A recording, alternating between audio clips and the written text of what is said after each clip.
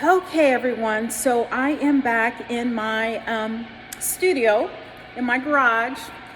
So if there's sound effects or whatever.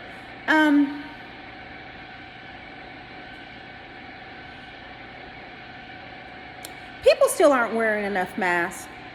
No, they're not. I don't think that there is. I don't know with Silicon Valley, Santa Clara County, in that I don't understand why we're not wearing masks. It's almost no longer a choice. Like Gavin Newsom should tell everyone to wear masks, not just certain cities. I guess it's up to the mayors, but it's really like up to the governor. Just go ahead and make it known. But then again, I guess I'm contradicting my other video by saying, if we don't wear, where are we going to get the money to buy masks? You see what I'm saying?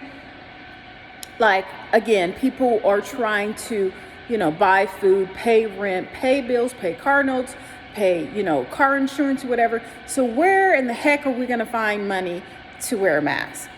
But again, we have to focus on whether or not what's important. I don't know. Like I just went to Walgreens to get some snacks. It was $13. Okay, well maybe I could have went on Amazon. I have masks, but maybe I could have went on Amazon to, to buy some masks. And what about the homeless people? What about them and how they don't even have anywhere to live. Like, how are they going to focus on wearing a mask when they don't even have food to eat? There's no survival mechanism. You see what I'm saying? So, well, maybe they do have food, because I think one of them told me that he has an EBT card. So I'm just like, whoa, okay. Like, I don't even have food. Anyway, so, it's such a survival issue out here because it's so freaking expensive. But like, we have to live, we have to survive. How are we going to, cope with the fact that, I don't know, like dying or getting sick or wearing a mask? It's just so much, it's so much,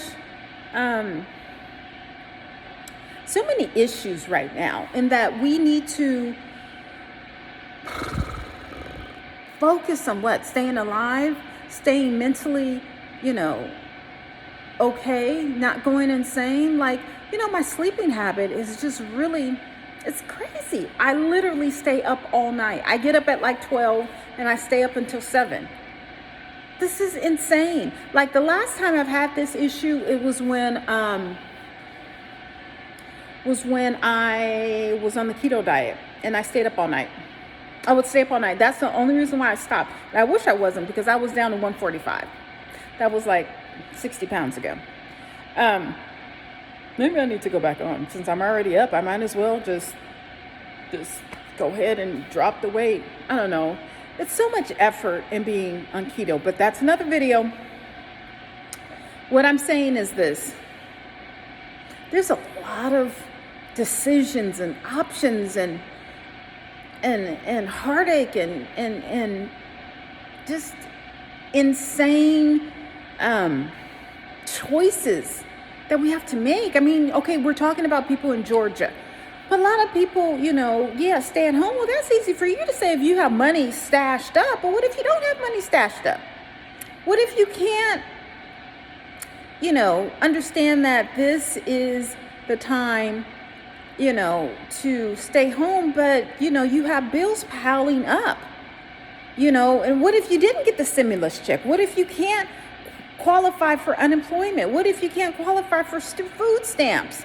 What if, your kid is hungry? What if your kid is crazy? What if your kid is an addict? What if your husband is beating up on you? What if, he's taking all the money to do drugs? What if he's taking all the money to be with his other women? Like, what if?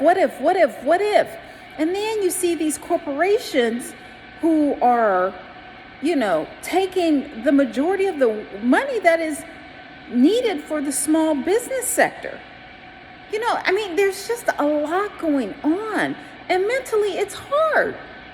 It's hard for us to be okay. I mean, it was even hard before being okay. But now this additional stress, like what about all these people who got laid off? Well, are they going to get their jobs back? Like, Neiman Marcus, and like I said in another video, all these, stores are closing. What about the automotive plants? What about anything that has to do with people being employed? Like I said earlier, these mom and pop stores or restaurants or whatever, they can't last on air. So it's, where am I going to get this money? Stress on that, stress on, am I going to get infected with this disease? And then you think about, well, wait a minute, what about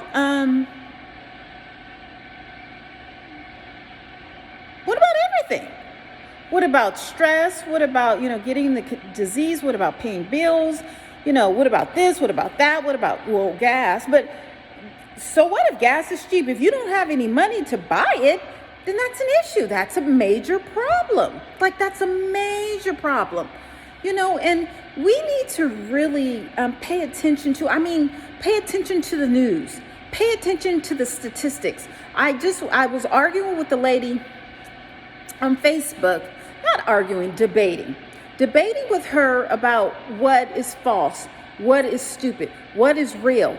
Read between the lines, because when this pandemic started, I'm good for posting stuff on Facebook, and I'll just post it out. If something is just like, it doesn't seem too right, it could be true, it could be false, but it's kind of out there, so I'll post it. And everyone's like, oh, this is not true. Oh, you need to take this down because, I fact-checked it and it's not true. No, because the same people were also talking about this virus and how we were going to have to shut down for 2 weeks. And I posted up, and someone said, oh, no, take that down because that's not true. And I took it down. No. It was true. Okay? So now, even if it's not, entirely true, I'm not taking it down, because somewhere, most of the time, not all the time, but 90% of the time, there is truth to it. Now, just because everything is not perfectly, stated on there doesn't necessarily mean that it's not true, that it's completely false. You know what I'm saying? Like, what about what the government is trying to make us believe? For many days, I was like, what the hell is going on in Italy? And people were like, oh, it's headed over here. It's headed over here. I was like, what the hell's going on with Italy? And why isn't Russia stating, their numbers? Why isn't China stating their numbers? That was one city, like I said earlier, one city in China. You know how big China is? You know how many people are in China? And you mean to tell me that it was just contained to that one city? No. I think it's a lot bigger. But see, China is run by a dictator, and he tells them what to say.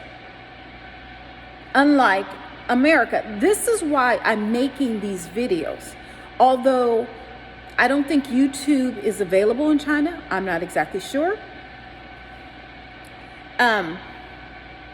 Why would you lie? So what if there's 1 billion people over in China affected with this coronavirus? Well, when they come back over to America via business trips or vacations or, something like that, what's going to happen? And now I'm hearing that there's a second stream that's coming along, and it's going to be even worse than the first one. Like, are they pumping this in the air? What is going on? You people, we need to continually ask, what is going on? See, when people call you stupid or crazy, take that with a grain of salt. Because those same people I consider them ignorant. Because anything that's not the norm, that's not being, discussed with normal, you want to stand outside of the box. You want to always think about the normal, but you also want to think about the abnormal. Think about What is beyond? Like, why is this? Always ask why? There's nothing wrong with a stupid question. That's not possible. If you are trying to understand and obtain knowledge, let the ignorant people, let them call you stupid and crazy and, you're worried about too much or, hush up or whatever. No, let them dwell in their ignorance. You continue to obtain and seek out the unknown, okay? No matter what. Keep asking questions. Keep track of statistics. Because I still don't understand there is some type of correlation, but I can't connect the dots. And that puzzles me. Maybe that's why I can't sleep at night. Because something is just not right. Not that the fact that there's 16,000 people that are dead in the state of New York. No. The fact that why is it affecting my community, the African American community? Why? So many questions about Trump.